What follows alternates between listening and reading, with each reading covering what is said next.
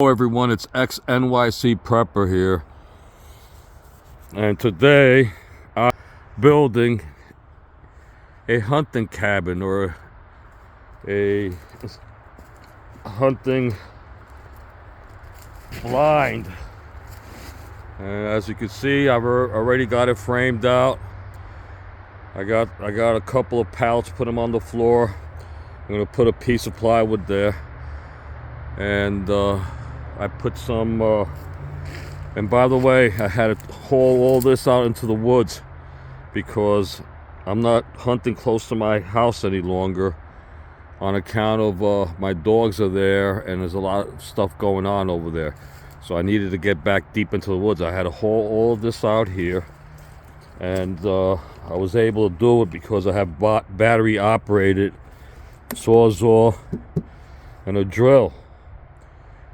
And because you need electricity, you can't just hammer this together.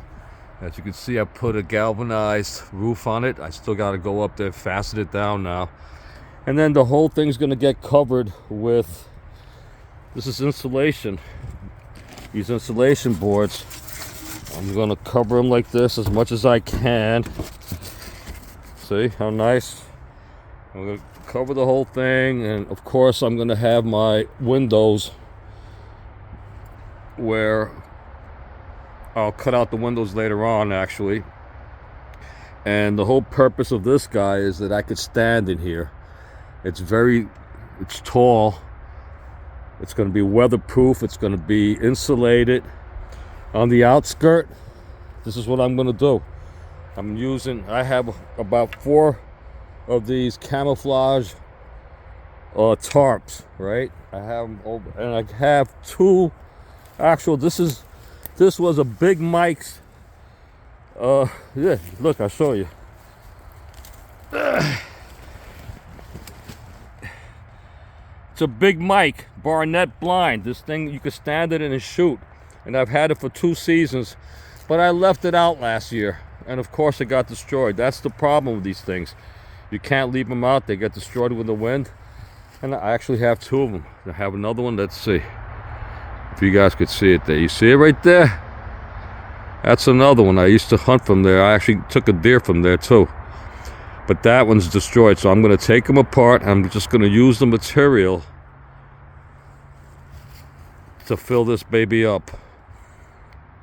And then once it's covered with the tarp and some of this material, on top of that, I'm going to cover it with natural brush. It's going to be, you're not going to be able to see this thing. It's going to look like a big giant bush when I get through with it. And also, I put a tree stand up here. So I have a combination here, blind and tree stand.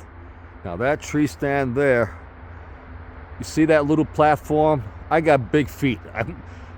I wear a 13 or a 14. My feet are not good with this little guy. It's sturdy. I put it up there. I have a ladder, as you can see.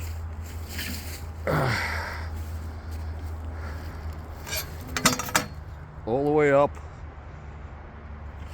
But what I'm gonna do is I'm gonna extend the floor, and then also I'm gonna brace it to the tree. But I'm gonna extend the floor. I'm gonna put a big piece of plywood up there and some rubber on the plywood, so it's gonna be very big.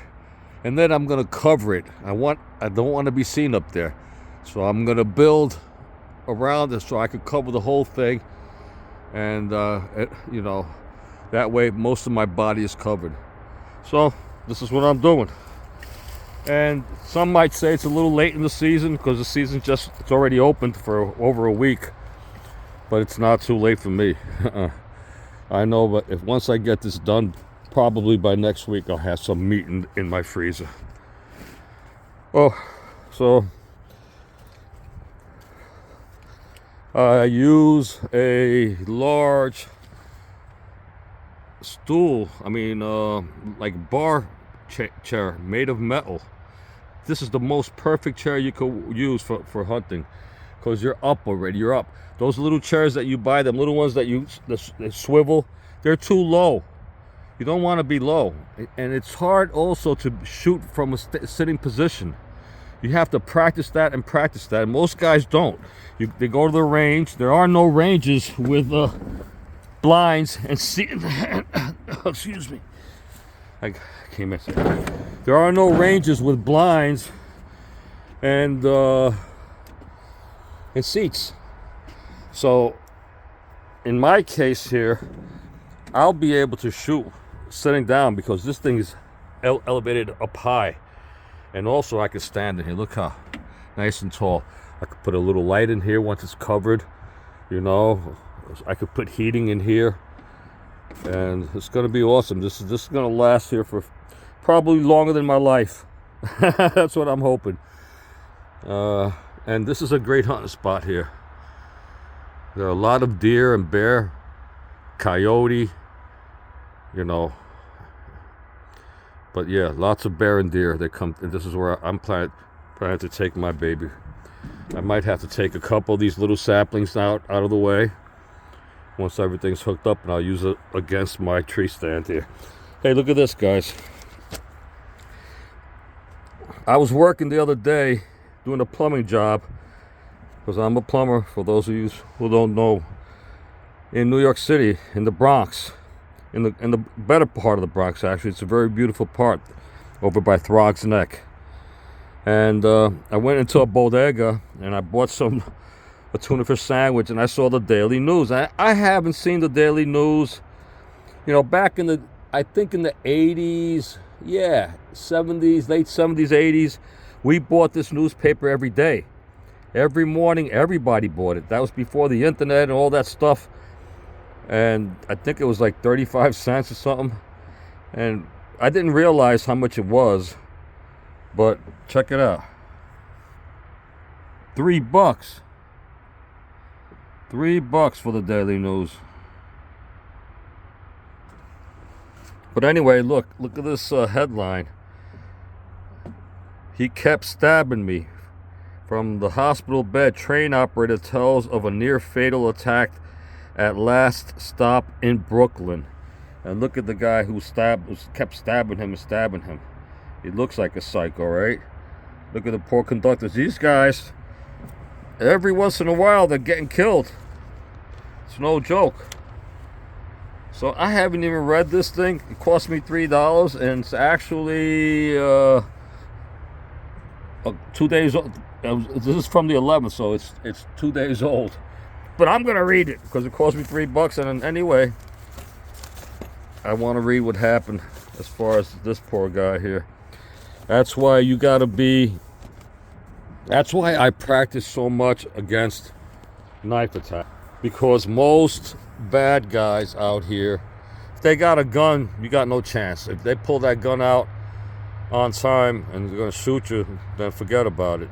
You better hope that you were a good Christian and you're gonna go to heaven. But if somebody pulls a knife out on you, same thing. You'll be dead in an instant. Knife is deadly, deadly, deadly, so deadly. But you need to practice knife self-defense. And actually, you need a partner. You need a person with a rubber knife or a magic marker, and you guys are gonna spar. He's gonna try to attack you, and you're gonna try to avoid that attack and remove that weapon from his hand. So that's another story. Right now, I'm trying to show you guys. And anyway, you all have a great day. God bless you all. I got to get back to work. Take it easy. Prepare to stay ready for whatever comes your way. Always. XNYC Prepper, over and out.